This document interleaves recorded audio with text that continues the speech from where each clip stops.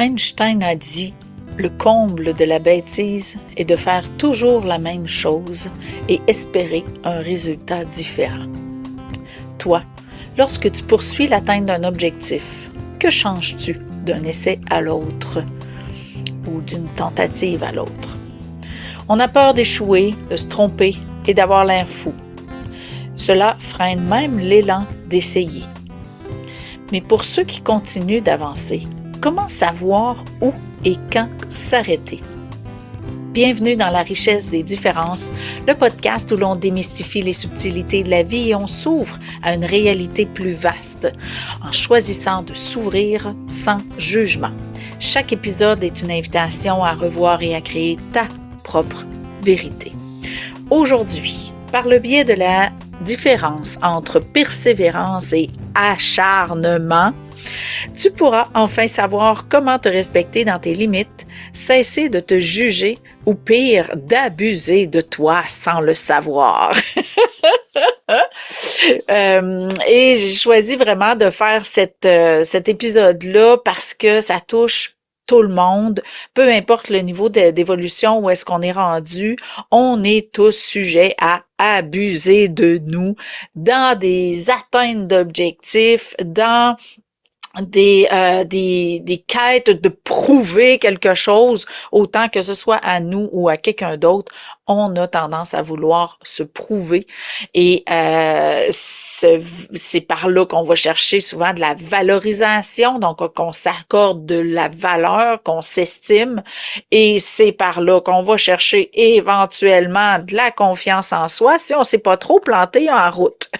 Fait que je me suis dit, ce serait le fun qu'on puisse remettre un peu de plaisir dans tout ça. Et je me suis dit qu'en amenant la subtilité entre persévérer et s'acharner pour que on sorte justement de l'aspect nocif ou toxique de l'atteinte d'un objectif. Fait que je vais t'amener de la différence, oui, mais je vais te partager un petit peu mon parcours parce que je me suis acharnée dans bien des situations dans ma vie. Puis, mais c'est pas tout le temps évident que c'est ça qu'on est en train de faire. Moi, c'est là que je veux t'amener à mieux te voir. C'est pour ça que je suis enseignante en lucidité. Je veux t'amener à te voir au cas où tu serais dans une posture d'acharnement et que la persévérance est mutée sans que tu t'en rendes compte. Alors, que ce soit en tant qu'individu ou entrepreneur, adulte ou enfant, la société véhicule la croyance qu'exiger toujours plus de soi est normal. Qu'être trop ou pas assez n'est que l'espace à partir duquel on doit s'améliorer pour devenir la meilleure version de soi-même. Urk! Je suis rien que pas capable, plus capable d'entendre cette expression-là. Donc, est-il possible d'évoluer, de se fixer des objectifs de réalisation et de demeurer dans le plaisir? Parce que c'est là que tout se passe. Moi, j'ai vécu de l'acharnement dans plusieurs aspects de ma vie, je te dirais. Puis je vais t'en partager quelques-uns parce que je me dis, juste un, c'est pas assez pour se rendre compte. Puis il y a tellement de façons de tomber dans l'acharnement sans même s'en rendre compte que je me suis dit, je pense que ça va prendre plusieurs exemples pour vraiment que la majorité des gens soient capables de se retrouver ou de se voir vraiment pour sortir peut-être d'une impasse d'abus excessifs, si on peut dire, dans l'atteinte d'un objectif. Un des plus gros acharnements par lequel je me suis égarée, c'est dans ma façon de mal aimer. Je t'explique comment on peut arriver à mal aimer. Je suis une personne qui, par mon cheminement, par mon milieu familial, et par mes facultés d'hyperempathe, a eu tendance toute sa vie à prioriser le bonheur des autres au sien. Donc, j'avais comme une déformation professionnelle innée à me tasser de ma vie. Si tu as écouté les autres épisodes, j'ai pas besoin de t'en raconter plein. Tu en as plein déjà dans ton bagage de connaissances, de découverte de moi. Donc, que ce soit de me tasser de ma vie pour prioriser ma mère, que j'ai faite pendant pratiquement toute ma vie, ça fait vraiment pas longtemps que je suis sortie de là, parce que j'avais pas constaté à quel point mon acharnement à son bonheur était devenu. C'est vraiment particulier, ça. Quand je me suis assise pour réfléchir à l'épisode, j'ai vraiment constaté une particularité. C'est que euh, spontanément, parfois, quand on a un objectif dont l'atteinte ne dépend pas de nous. OK? Puis ça, c'est vraiment le point que sur lequel je veux mettre l'accent. J'avais un objectif, je persévérais à vouloir faire de ma mère, donc on entend là la sauveuse en arrière, là. Je voulais faire de ma mère une personne heureuse. Et qu'est-ce qui est arrivé? Puis que je me suis rendu compte très, très tard dans ce processus de sauveuse-là, que je suis devenue à la fois son bourreau et mon propre bourreau, c'est que c'est bien plus facile d'être malheureux pour faire croire au monde qui sont plus heureux que nous. Urk! Un autre gros urk! Parce que oui, à un moment donné, puis ça, c'est vraiment dans ma relation avec mon chum, c'est comme si j'avais comme transféré un petit peu beaucoup de mes comportements que j'avais dans ma relation avec ma mère dans ma relation avec mon chum. Parce que c'était comme un réflexe pour moi. C'est comme quand on aime, on met le bonheur de l'autre en premier. Puis, étant donné que avec les années, je m'étais tellement rendue malheureuse dans ça parce que je m'oubliais, pour ne pas dire je m'ignorais littéralement dans mes besoins, ben, j'ai comme transposé ce phénomène-là, tout croche, dans ma relation avec mon chum en disant, ben, c'est bien plus facile et normal d'être malheureuse. C'est comme, tu sais, il y a comme un chemin, une trail qui s'est créé dans mon cerveau que, ben, si je suis malheureuse, l'autre va être plus heureux que moi, ben, ça va être une réussite. Donc, si je priorise le bonheur de l'autre, ben, je vais être malheureuse. Fait que j'avais comme transformé ça, ben, c'est bien plus facile d'être malheureuse pour rendre les jours heureux. Et je me suis rendu compte quand je suis tombée comme en observation approfondie de ça, j'ai vu l'ampleur du phénomène. L'ampleur du phénomène, c'est vraiment fascinant parce que veux pas, tu sais, ça fait 10 ans que je suis dans le soloprenariat, que je fais j'ai fait beaucoup de salons, mais encore plus intensif là depuis peut-être 5-6 ans. Je fais énormément de réseautage.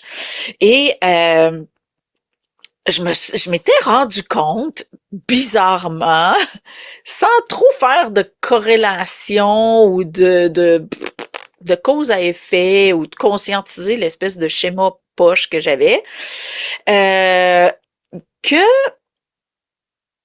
il y avait des gens avec qui j'avais été en contact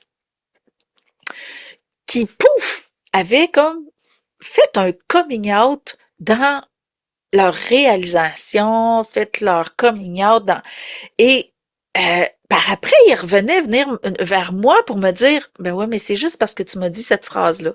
C'est juste parce que tu as posé ce regard-là sur moi. C'est juste parce que, et là, c'est comme, puis là, dans mon processus, là, tu sais, dont je me détache de comportements massifs de ma mère, je constate que je les ai transposés dans mon chum et je constate aussi que j'accordais pas mal plus d'importance au succès des gens qui m'entouraient qu'au mien. Donc, et c'est pour ça que je dis, je pouvais pas passer à côté de te partager malgré que le thème, c'est pas, c'est pas la réalisation de soi, mais c'est, oui, en quelque sorte, parce que euh, je persévérais dans mon succès, dans mon entreprise, dans ma réalisation et tout ça, mais je m'acharnais inconsciemment et dans tous les aspects de ma vie à rendre les autres plus, que ce soit plus heureux, plus de succès, plus plus de whatever. Tu sais, c'était comme, c'est vraiment, euh, tu sais, j'ai vraiment réalisé ça. Puis j'explique tout le temps, que ce soit à mes étudiants ou en accompagnement, je dis tout le temps, quand on est dedans, on peut pas le voir. C'est pour ça que j'enseigne la lucidité, donc j'enseigne à se voir. Parce que moi, ce qui me permet de sortir de tous mes pièges, ben, mes pièges qui soient identitaires ou relationnels, peu importe, euh, c'est d'arriver à se voir. Un, faut vouloir, parce que ça demande énormément d'humilité. Mais quand on arrive à se voir, c'est le premier pas pour pouvoir sortir d'un schéma nocif, toxique, ou qui nous fait du mal, ou peu importe, là, ou qui se répète. Tu sais, parfois ça se répète, mais c'est pas assez agressant pour qu'on capote avec ça, mais c'est pas normal de vivre le jour de la marmotte, là. Puis quand je dis jour de la marmotte, c'est de vivre tout le temps les mêmes choses, que ce soit au niveau relationnel, que ce soit expérientiel, que ce soit au niveau professionnel, d'avoir tout le temps le même genre de clients ou tout le temps le même genre d'échecs en partenariat, en affaires ou en peu importe. C'est pas normal, OK, que ça se répète. Si ça se répète, là, c'est parce qu'on est dans une impasse qu'on n'arrive pas à voir. Donc, c'est pour ça que pour moi, c'était important de développer une approche en lucidité identitaire et relationnelle parce que on n'a pas appris à s'auto-observer, puis quand on parle d'auto-observation, de prendre soin de soi ou peu importe, on n'a pas de mode d'emploi pour ça. C'est très difficile d'arriver à se voir. Puis je sais pas comment expliquer ça parce que, tu sais, dans le processus de mon école, il y a comme tellement d'étapes qui fait que tu deviens capable de te voir. Mais de le dire en 5 minutes, parce que c'est pas l'objectif dans le programme, même à l'école ou même en accompagnement, c'est pas l'objectif. C'est un état d'être, c'est un état de... C'est vraiment... Puis là, je me creuse vraiment la tête live devant toi, dans tes oreilles. Je cherche vraiment... Euh, tu sais, c'est comment on peut arriver à se voir. Puis je vais le limiter à l'épisode d'aujourd'hui là parce que c'est trop vaste, c'est trop complexe d'arriver à se voir complètement dans tous nos égos, dans notre monde qu'on a créé et tout ça. Je vais le limiter à persévérer versus l'acharnement parce que dans cet espace-là, c'est plus facile. Donc, on dirait, c'est comme si je t'amenais dans l'étape 1 de arriver à te voir, OK? On s'en va à la maternelle d'arriver à se voir. Et dans cet espace-là où est-ce qu'on a le choix de persévérer ou s'acharner, là, je viens de te donner que je persévérais dans ma business, je vivais des expériences, des obstacles, des contraintes, des joies, du plaisir. Puis là, j'étais comme, comment ça, je gagne pas 1 million par année à avoir du plaisir comme ça? Ben, c'est sûr que je pourrais pas gagner 1 million à me détruire. Et c'est là que l'acharnement, j'ai dû me repositionner au niveau de mon acharnement parce que l'acharnement était personnel et identitaire et relationnel, OK? Mais il s'est transposé, s'est immiscé, c'était comme un intrus dans ma persévérance avec ma business. Et là, j'étais en train de me brûler dans ma business. Pas parce que j'étais dans le champ, là, parce quand on parle d'acharnement, on dit on s'en va dans un cul-de-sac. Mais je persévérais dans ma business parce que je savais que c'était ma place. Ça, j'avais aucun doute. Fait que pour moi, je persévère. Donc, je continue ma route. Et avec tout ce que j'ai vécu, tout ce que je tire comme plaisir, comme richesse, comme en tant que personne, avec tout ce que j'apporte à mes clients. C'est comme, pour moi, tu sais, mon chum il est sur le bord de prendre sa retraite, là, puis moi, je suis comme, oh, je veux pas arrêter de faire ça, je veux pas arrêter, j'ai trop de plaisir à faire ça. Donc, je suis comme, non, moi, on va s'organiser pour que ta retraite fitte avec ma business, là, parce que moi, j'arrêterai pas de faire ça, ça me passionne, que ce soit le podcast, que ce soit écrire, que ce soit accompagner, triper avec mes étudiants aux 2 semaines, peu importe. Tu sais, j'ai du fun à faire ce que je fais. Donc, en quoi, comment ça se peut que les résultats financiers, si on veut, et que je m'acharne à générer des résultats financiers pour pouvoir voyager partout dans le monde avec mon chum à sa retraite. Donc, je m'acharne à vouloir avoir des résultats financiers, mais dans le fond, tout ce que je faisais, c'est m'acharner à générer du bonheur, de l'abondance autour de moi. Et c'est bien plus facile de m'installer dans cette différence-là si moi je suis bas, bas, bas, bas, bas, bas, bas. Et ça, c'est une notion neuroquantique parce que notre cerveau, il y a un système de fonctionnement qui est très mathématique. OK? Le cerveau, il est très, très, très mathématique. Il est full pas humain, là. On n'a pas appris à l'utiliser comme faut, là, puis il est pas assez exploité pour fonctionner comme faut, là. Fait que l'humain est encore rendu à un stade d'évolution où le cerveau fonctionne mathématique et pour lui, c'est des 1, des 0. Donc, c'est quoi? C'est des plus et des moins. OK? Et qu'est-ce qui fait que quelque chose est perceptible? C'est la différence entre les deux. C'est pour ça que mon podcast s'appelle La richesse des différences. Et comment on peut percevoir du succès? C'est par l'échec. Comment on peut percevoir de l'amour? Comment on peut percevoir de la proximité? Ben, si on s'attarde pas, c'est quand on commence à sentir l'inconfort de la distance. Donc, que ce soit dans l'amour, que ce soit dans notre portefeuille, c'est la même chose. Et c'est sûr que si je m'acharne à vouloir faire de l'argent, OK? Puis, je me définis. Là, je vais te mélanger pendant un petit bout, là, mais c'est pas grave. C'est pas important que tu comprennes tout, c'est important que tu vives l'expérience. OK?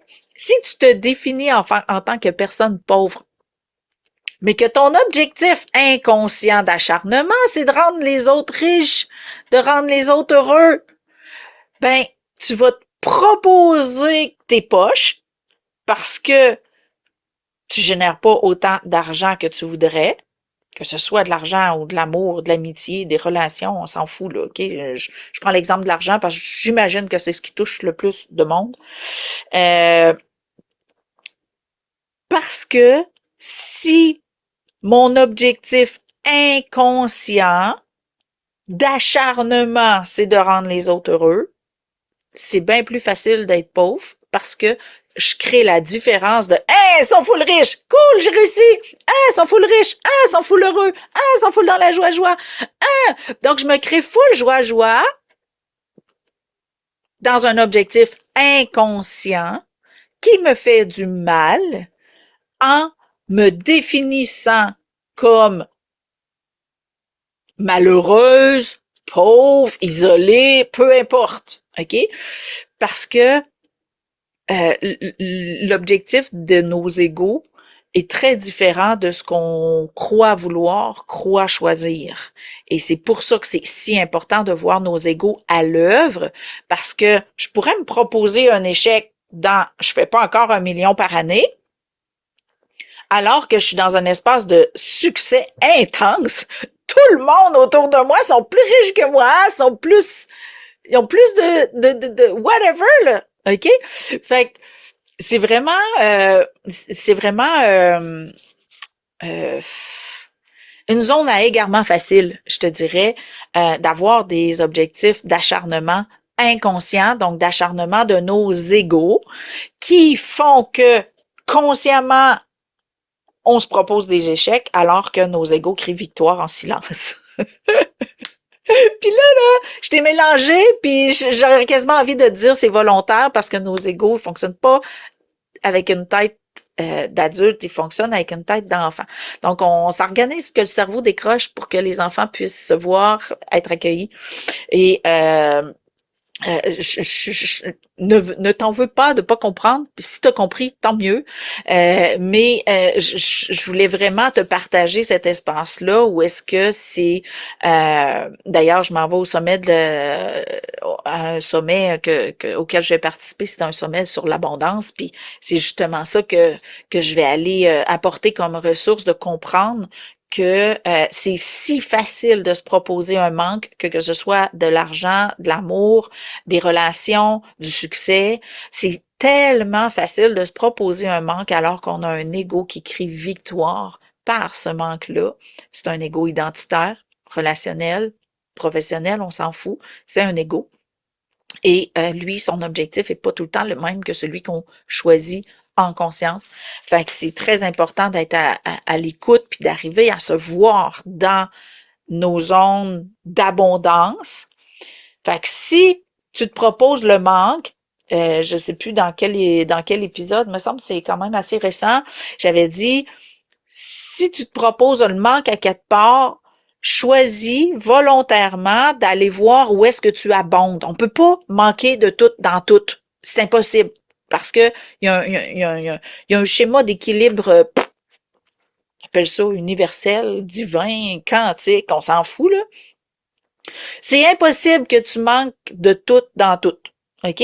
Fait que quand tu es dans une proposition, donc on s'entend avec le mot proposition, donc quand tu te proposes que tu es dans le manque, essaye de voir dans quoi tu abondes, comme par exemple, tu n'as pas de clients, mais tu as beaucoup de temps. OK? Tu n'as pas beaucoup euh, je sais pas moi, t'as pas beaucoup d'énergie, mais peut-être que tu as du temps pour te reposer et tu l'utilises pour te taper sur la tête, par exemple. Fait que c'est vraiment là que si tu arrives quand tu te proposes le manque, qui est un ego aussi, donc tu as un ego qui propose un manque, mais tu as d'habitude un ego qui crie victoire derrière lui. Et si tu arrives à voir dans quoi tu abondes lorsque tu expérimentes le manque, ben tu vas pouvoir te repositionner par rapport à est-ce que je suis dans la persévérance ou dans l'acharnement. Donc, pour reprendre avec l'exemple que je t'ai parlé, donc j'étais dans la persévérance avec ma business, mais j'étais dans l'acharnement, dans un objectif égoïste de vendre, de rendre les autres plus heureux que moi. Fait que là, j'ai dit, ça suffit, Chantal Beaumont. J'ai dit, ça suffit. Et je me suis repositionnée pour remettre mon bonheur, mon succès, ma joie, mon plaisir au centre de ma vie pour arriver à me dire, les gens, ils peuvent être heureux comme ils le veulent, à la façon qu'ils le veulent, et ils seront pas plus heureux si moi, je suis malheureuse. OK? C'est ça l'équation, quand je te parlais là du plus et du moins mental, c'est que c'est plus facile qu'ils soient heureux si moi je suis malheureuse, donc c'est un plus puis un moins de heureux, ou de bonheur, ou de joie, ou peu importe. Donc, on n'a pas besoin de s'enlever quoi que ce soit. Puis ça, je parle aussi aux empathes, vraiment. On a Ce qu'on donne, on se l'enlève pas. Ce que les autres ont, ils nous l'enlèvent pas. Et c'est dans les deux sens. Donc, ce que t'as, tu l'enlèves à personne parce que le bonheur, la joie, la santé, l'argent, il y en a pour tout le monde. Et c'est à tout le monde de se prioriser dans sa vie pour se le livrer. Pourquoi c'est si important d'apprendre à se prioriser dans notre vie? Parce qu'on a tout à l'intérieur de nous un petit enfant de 5 ans qui est en quête de sécurité, OK? Et si on se priorise pas, ben tout ce qu'il sait, cet enfant-là, c'est qu'il peut pas compter sur personne. Parce que la seule personne qui peut le combler 24/7, c'est nous-mêmes, OK? Donc, c'est vraiment, on parle souvent d'avoir confiance aux autres, de pouvoir avoir confiance aux autres, mais on peut pas avoir confiance aux autres si on sait très bien que c'est notre outil d'autodestruction, d'auto-négligence, d'auto-persécution, de comparaison. Comment tu veux qu'on ait confiance aux autres? Cet enfant-là ne fait qu'être persécuté par les autres. Donc, c'est sûr qu'on n'aura pas confiance aux autres parce qu'ils ne sont qu'un outil pour se faire du mal. Donc, la confiance vient de l'intérieur et non pas de l'extérieur. Fait que c'est important de justement arriver dans un espace où est-ce que on se voit et on se respecte. Je vais juste vérifier si j'avais d'autres exemples que je voulais te donner. OK. Fait que là, je pense avoir fait le tour de ce qui peut te permettre de toucher à d'arriver à te voir finalement dans ton espace. Maintenant,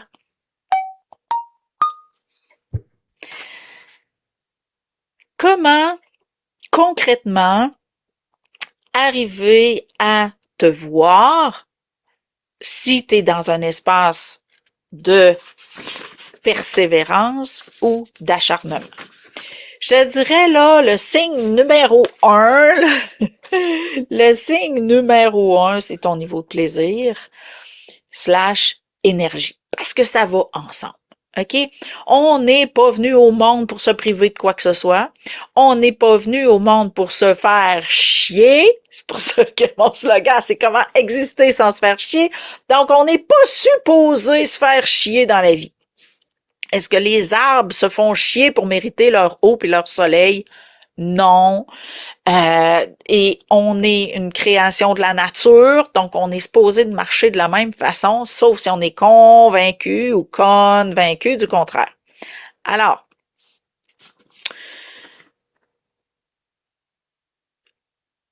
l'espace où tu dois aller te voir, c'est savoir reconnaître tes limites.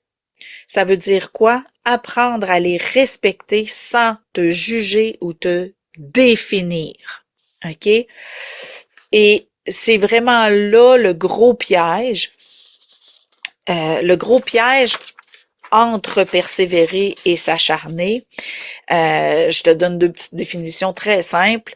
Persévérer, ça donne de l'énergie et ça nourrit l'estime et la réalisation. OK? Et c'est un espace où est-ce que on est dans l'action, la découverte, l'exploration. C'est un espace nourrissant. OK? Donc, c'est vraiment un espace qui nourrit. L'acharnement, c'est un espace qui est un espace d'égarement, d'exigence excessive. Il y a un manque de respect, une perte de vue de l'objectif qui est la réalisation, la découverte de soi. Et bien sûr, il y a une perte concrète, là, OK, d'énergie et de plaisir. Ça veut dire que, tu sais, la grosse mode de ces temps-ci, là, c'est la procrastination, OK? Les gens se voient procrastiner et ils se persécutent et s'identifient et se définissent comme des procrastineurs, se jugent, se condamnent et cet espace-là fait que on glisse de persévérance à acharnement. Ça veut dire quoi? C'est que on a un objectif, Et là, c'est difficile pour moi de te l'expliquer parce que c'est une expérience multidimensionnelle de vivre l'atteinte, la poursuite d'un objectif. Et je vais essayer de te le simplifier le plus possible parce que je vais d'ailleurs te donner un truc très, très concret à la fin pour que tu aies un outil pour te voir le mieux possible. Mais quand on poursuit un objectif, on poursuit la quête de devenir quelqu'un en quelque sorte. C'est une quête identitaire. Collatéralement, ça peut être aussi une quête relationnelle. Ça veut dire vouloir mériter, vouloir prouver, vouloir, tu sais, donc soit on essaye de convaincre les gens autour de nous qu'on a une certaine valeur ou qu'on mérite leur amour ou qu'on mérite leur estime. Moi, c'était ça. Moi, avec mon chum, je voulais prouver que je méritais son amour. Au début, puis après ça, ben avec mon schéma avec ma mère, ben ça a comme glissé, puis ça s'est transformé en je priorisais son bonheur. Mais donc, le processus d'atteindre des objectifs, c'est souvent, et pas tout le temps, c'est souvent, soit on essaye de prouver quelque chose à nous ou à quelqu'un d'autre. On veut atteindre une certaine autorité, euh, une certaine identité. Donc, comme pour arriver à se définir d'une façon qui va faire notre bonheur, qui va dire, ben, je suis ça, je mérite ça. Donc, la valorisation de soi est souvent sous-jacente dans l'atteinte des objectifs. C'est pas un problème en soi, tant que on garde en tête qu'on est ce qu'on est. Ça veut dire aimable et extraordinaire, qu'on fasse quelque chose ou pas. OK? Si tu arrives à rester dans cet espace-là où est-ce que, même si tu le fais pas, là, tu dis que tu mérites, même si on n'est pas supposé d'avoir à mériter, là, je simplifie le plus que je peux. Donc, d'arriver à pouvoir devenir plus, ça veut dire évoluer, ça veut dire devenir meilleur, plus compétent, d'avoir plus de connaissances, mais que c'est pas par ça que tu vas exister, c'est pas par ça que tu vas te définir, OK? Parce que c'est ça l'impasse. Si tu te définis par ça, ça veut dire que si tu l'as pu ou que tu penses savoir puis que demain matin tu te trompes, t'es dans la merde. Donc, c'est vraiment la définition de toi, puis c'est pour ça que c'est important que tu te vois dans ton pourquoi. C'est pourquoi tu fais les choses. Est-ce que tu fais les choses pour pouvoir faire de toi quelque chose d'autre ou tu souhaites t'amuser à te découvrir, t'amuser à t'émanciper. C'est de la réalisation, c'est de l'émancipation de soi. Et c'est là que ça se passe, c'est est-ce que ça demeure un espace de plaisir? Donc, si je t'amène du discernement dans ça, je vais te donner ma définition. On s'entend, c'est pas la définition, mais c'est ma définition. Persévérer. Moi, j'ai appelé ça une route.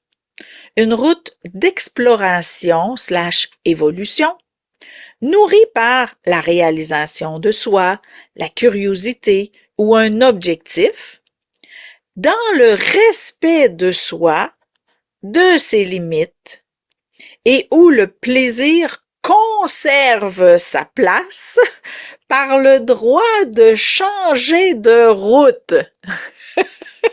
C'est une longue définition, mais pour vraiment renforcer ça, j'ai mis l'accent sur 3 mots. Route, conserver, le droit de changer.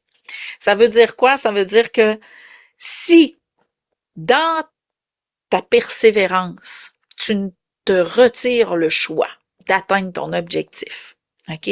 Ça, c'est une piste numéro 1 où est-ce que tu vas être capable de te voir dans oups, je suis en train de rentrer dans l'acharnement parce que j'ai plus de plaisir, OK?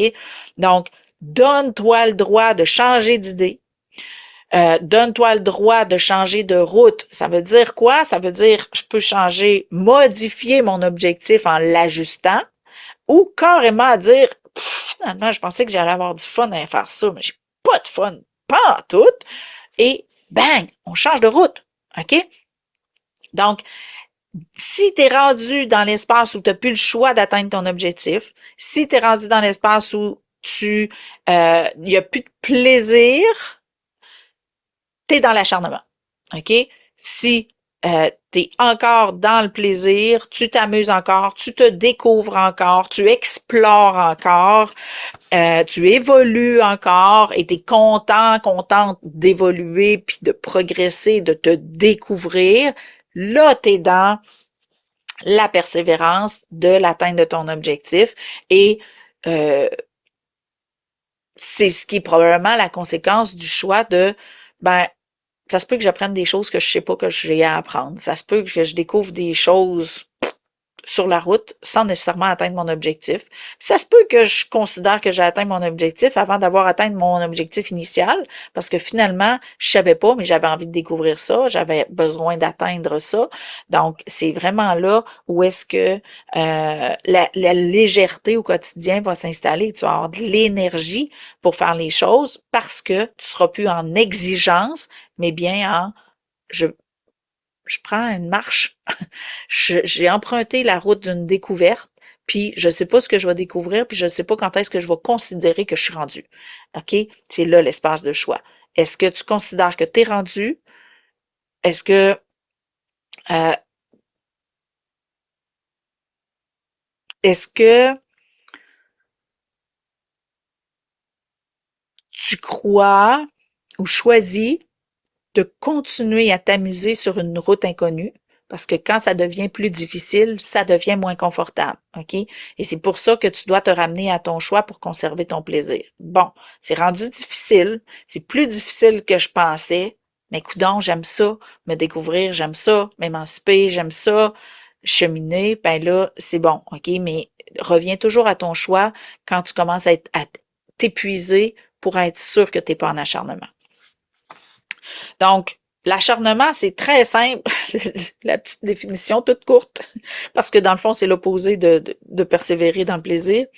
Je dirais l'acharnement, ma définition, ce serait, c'est la perte de droit, de choix, de plaisir et d'énergie.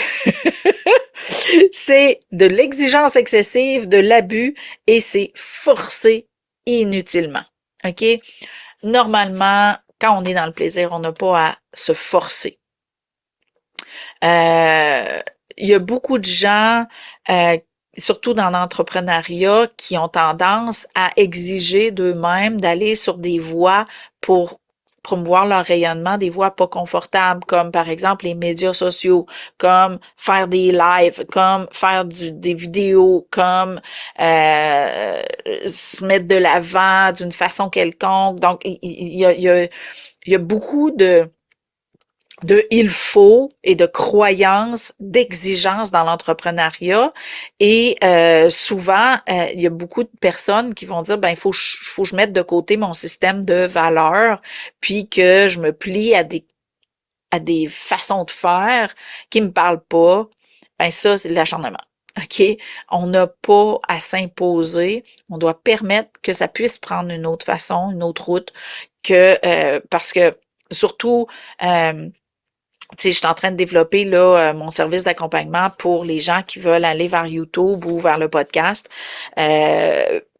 parce que je vois du contenu d'une richesse incroyable sur les médias sociaux comme Facebook, parce que c'est pas mal le seul que j'utilise, mais on voit du contenu de d'autres médias sociaux sur Facebook, là. Du contenu super riche, là, qui va tomber aux poubelles la semaine prochaine ou même dans l'heure qui suit parce que ça va passer inaperçu.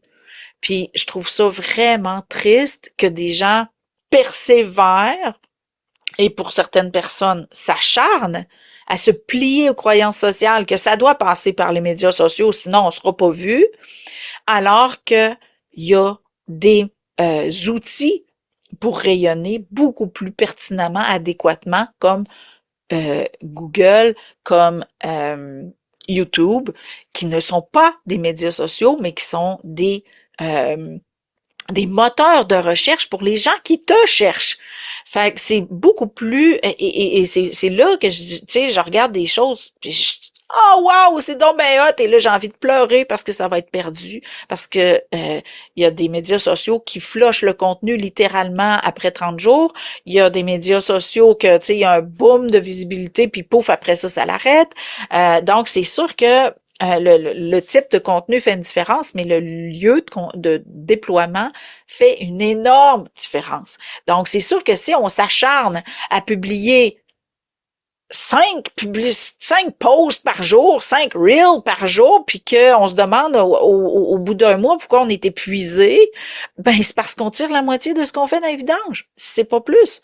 Fait que c'est normal. Puis de faire de l'acharnement parce qu'on est convaincu que c'est la seule façon de faire, il y en a qui ont jamais eu de site web, qui ont jamais eu de chaîne YouTube, puis qui ont du succès par le réseautage. D'autres, eux autres, c'est les salons. Ils vont faire des salons, puis ils vont gagner leur revenu qu'ils ont besoin par là. Fait que, tu sais, c'est trouve ta voie, trouve ton plaisir, parce qu'il y a des bonnes chances, et ça, je le dis souvent aux entrepreneurs que j'accompagne, ta clientèle est comme toi. Fait que, va pas te mettre à une place qui te tombe ses nerfs, puis que toi aussi tu scrolles puis tu regardes à peu près rien, là. Ta clientèle va faire la même chose.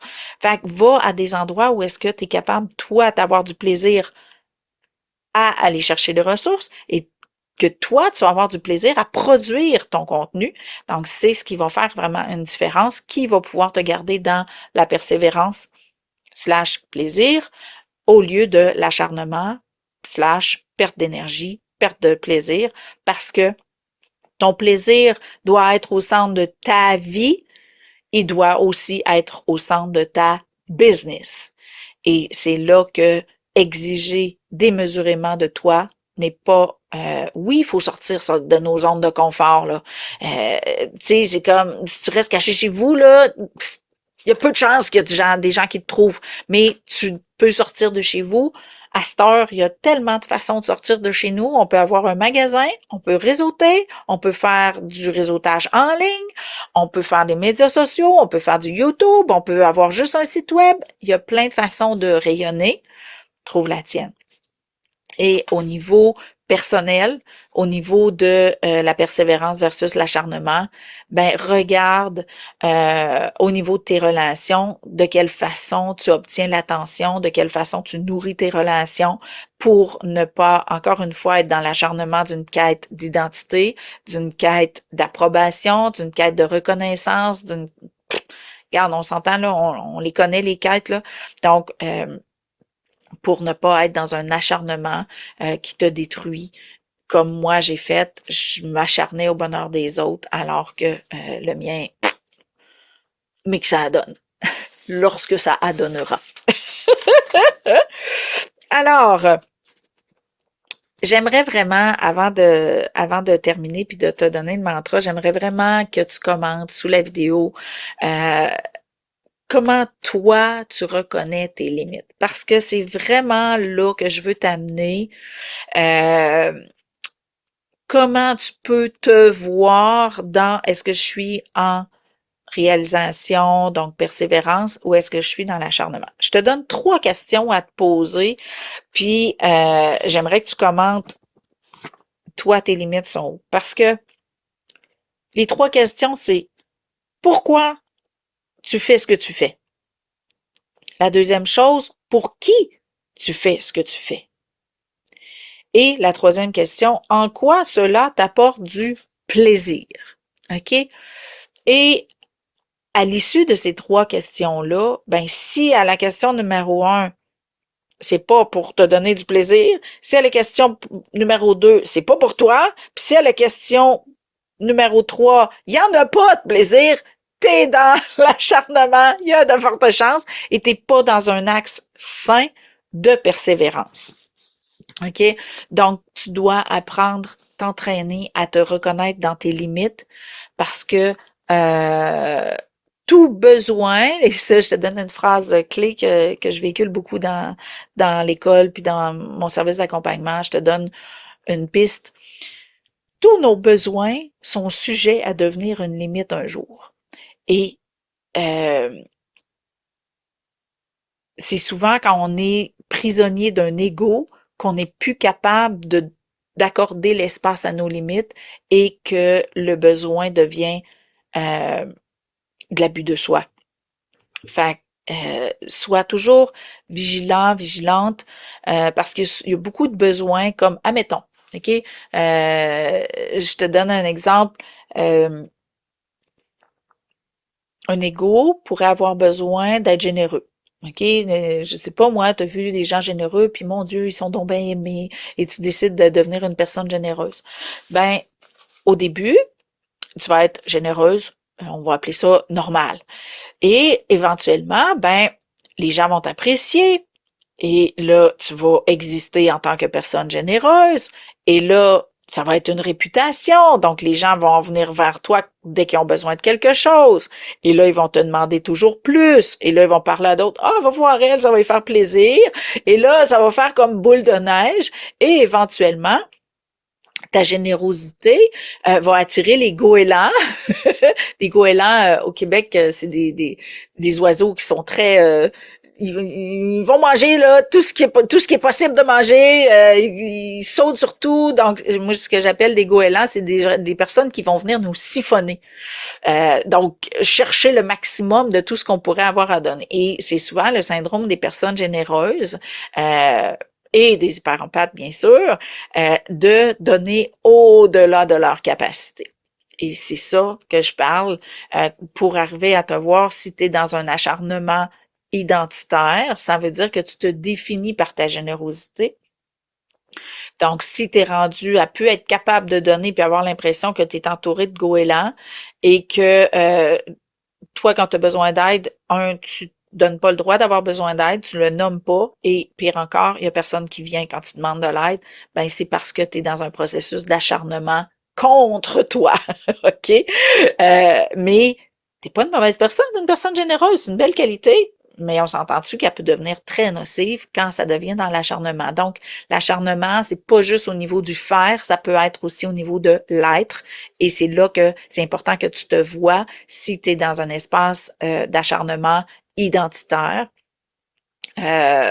ou relationnel. Là, donc, je veux vraiment t'amener à te voir dans ça. Donc, c'est pour ça que je te donne plein d'exemples sur ça.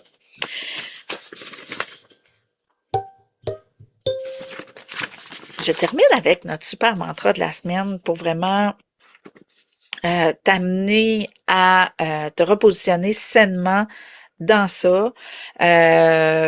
Si tu as besoin d'aide, là, comme je l'ai expliqué pendant l'épisode, là, c'est vraiment par l'école que tu vas arriver à être capable de te voir plus facilement et à redevenir conscience au lieu d'être quelqu'un qui fait, agit, puis tente de mériter et tout ça.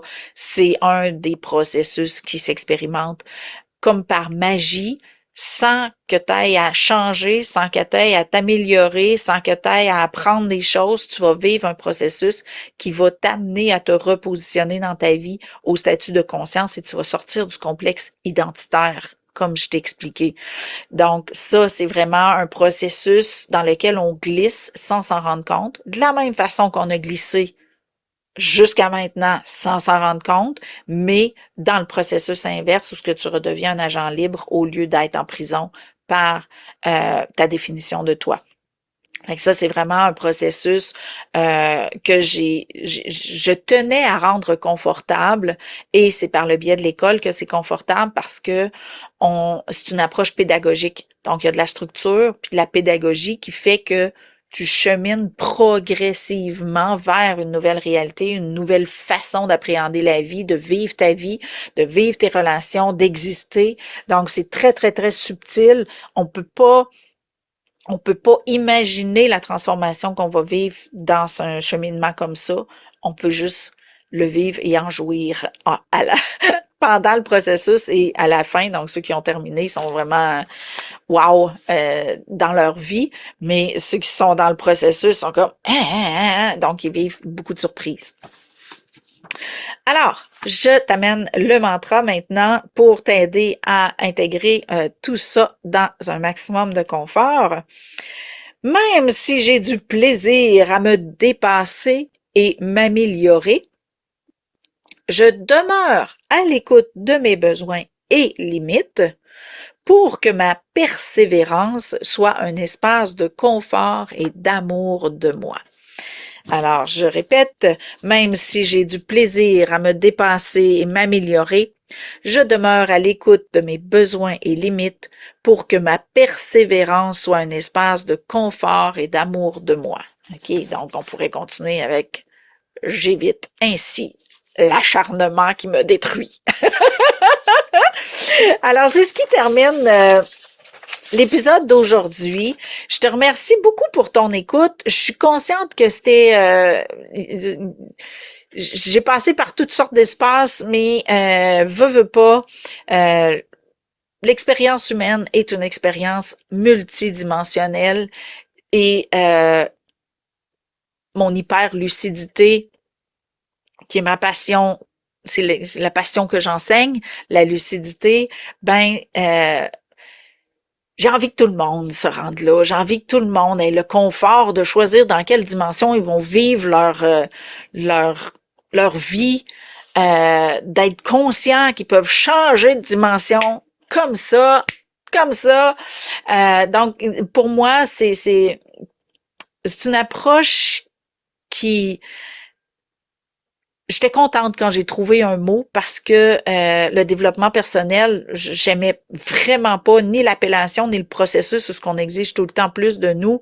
Et la lucidité, ce que je trouve cool, c'est que ça exige rien de toi que de faire le choix de te voir, d'arriver à t'aimer en te voyant dans ton égarement, ton absence, ta négligence. On s'en fout, mais c'est une zone d'amour précieux que je souhaite à tout le monde.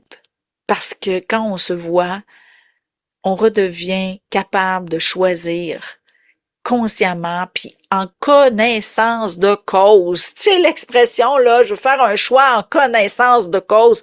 Quand tu t'en vas, je sais pas moi, au restaurant, quand tu t'en vas au restaurant, puis quelqu'un te dit « Ah, on va au restaurant. » Ben OK, on va aller manger où? Ben je sais pas, dans un sushi ou dans un restaurant chinois ou peu importe, tu vas dire ben là, les nouilles sont-tu mochi ou tu vas dire les sushis sont-tu bons?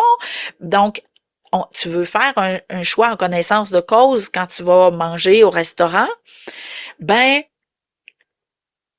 c'est la même chose dans la vie. Tu as le droit de connaître qu'est-ce qui influence ta vie. Tu as le droit de voir qu'est-ce que tu fais de toi pour pouvoir espérer avoir une expérience différente la prochaine fois. Puis ça, c'est un aspect que j'ai pas full élaboré, mais je vais le rajouter là, dans ma conclusion. Je vais le rajouter là parce que pour revenir à ma phrase initiale là, que Einstein disait, c'est de faire toujours la même chose et d'espérer un résultat différent. Ben, qu'est-ce qui va faire que ton expérience va pouvoir être différente? C'est pas parce que tu vas avoir décidé. C'est parce que tu vas faire de toi un explorateur. Tu vas avoir à choisir ce que tu fais de toi dans ta prochaine tentative. Est-ce que tu fais de toi quelqu'un voué à l'échec ou est-ce que tu fais de toi quelqu'un de voué à l'expérience et l'amélioration? Et ça fait une différence parce que si tu fais de toi quelqu'un de voué à l'échec, tu t'en vas, tu es convaincu d'échouer, tu vas échouer, tu vas bougonner, alors que tu as un ego qui va créer victoire parce qu'il va arriver à exister comme quelqu'un de voué à l'échec. Fait que cette lucidité-là qui te permet de te voir, donc qu'est-ce que tu fais de toi, va faire que la prochaine fois, tu vas vivre une expérience à partir d'un nouveau centre, à partir d'une nouvelle conscience, à partir de nouveaux choix. Et ça, tu sais, je l'enseigne dans dans le programme, je pense que c'est au module 6 ou 7 ou peu importe, comment se préparer à vivre une expérience pour espérer, pour être capable que cette expérience ne soit pas qu'une répétition de la même chose, comment cette expérience-là peut en être une première, / une nouvelle, / une mieux. OK, c'est ça l'objectif. Et il y a tellement de choses, de choix, de lucidité qui exigent de c'était quoi mon expérience la fois que je l'ai vécue puis que j'ai été déçue? Je suis partie de quoi? Quelle version de moi est allée vivre cette expérience-là? Quelle conception de moi cherchait à exister? Quelle conception de moi occupait sa place, voulait sa place, avait besoin? Donc, tout ça, si tu n'arrives pas à le voir, tu peux pas en sortir. Et c'est ce qui fait que tu peux vivre le jour de la marmotte. Puis c'est pour ça que au-delà de la connaissance de soi, il y a la lucidité identitaire, relationnelle et quantique. Et c'est ce que tu vas aller gagner en t'inscrivant à mon école pour pas exiger de toi, pas rentrer en acharnement, mais revenir vers toi qui va faire que tu n'auras plus besoin d'exiger de toi. Donc, ni dans la persévérance, ni dans l'acharnement, parce que tu vas te voir que tu suffis, que tu as tout ce qu'il faut, que tu n'as rien à prouver et tu vas pouvoir expérimenter la vie juste pour le plaisir de l'expérimenter et c'est beaucoup plus confortable. Beaucoup plus confortable. Et c'est ce que je souhaite à tout le monde. C'est pour ça que j'ai mis cette école-là en place. Donc, je ferme ma petite parenthèse de conclusion. Je trouvais ça triste de ne pas en avoir parlé parce que, tu sais, je peux pas faire à chaque épisode une expérience, tu sais, expliquée dans toutes les dimensions à chaque fois. Mais pour ça, j'avais pas le choix de parler de la conception de soi qui fait une grosse différence lorsqu'on s'en va vivre une expérience et j'espère que, en tout cas, ça a semé des graines ou que tu as envie d'approfondir en t'auto-observant davantage. Fait que je te remercie pour ton écoute. Je te remercie d'avance. Si vraiment, là, j'aimerais vraiment que tu commentes toi pour aider les autres, là. OK? Tu sais, j'ai donné des exemples, mais il peut tellement en avoir plus. Donc, dis-toi comment tu reconnais tes limites. Si tu quand tu as mal à quelque part, si tu quand tu es fatigué, si tu quand tu as des émotions dans la cave.